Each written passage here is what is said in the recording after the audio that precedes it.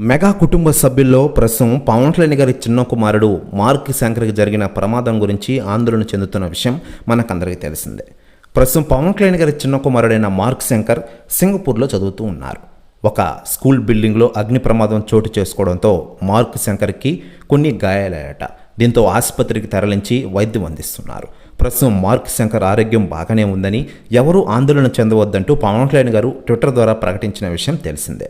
దీంతో మెగా అభిమానులు, పవన్ కళ్యాణ్ గారి అభిమానులు ఆందోళన చెందుతున్న విషయం మనకందరికీ తెలిసిందే. దీంతో పవన్ కళ్యాణ్ గారి ట్విట్టర్ వేదికగా స్పందించిన తీరును చూసి అందరూ హర్షం వ్యక్తం చేస్తున్నారు. మార్క్ శంకర్ త్వరగా బయటికి రావాలని, ఆసుపత్రి నుంచి కోలుకుని తిరిగి రావాలని వారు ప్రార్థనలు చేస్తున్న విషయం మనకందరికీ తెలిసిందే. మరోవైపు పవన్ కళ్యాణ్ గారు ప్రస్తుతం సింగపూర్కు బయలుదేరుతున్న విషయం విదితమే. ఇప్పటికే మెగాస్టార్ చిరంజీవి గారి కుటుంబ సభ్యులు సింగపూర్కి వెళ్లారట. అయితే లేటెస్ట్గా అందుతున్న సమాచారం ప్రకారం సింగపూర్లో మార్క్ శంకర్ని చూడగానే ఎమోషనల్ అయ్యారట మెగాస్టార్ చిరంజీవి గారు. ప్రస్తుతం ఆసుపత్రి వద్ద ఆందోళనకారుల పరిస్థితులు మొదలవగా ఆసుపత్రిలో వైద్యుల గురించి ఆరా తీస్తున్నారట చిరంజీవి గారు. మెరుగైన వైద్యం అందించాలని డాక్టర్లకు సూచించారట చిరంజీవి గారు.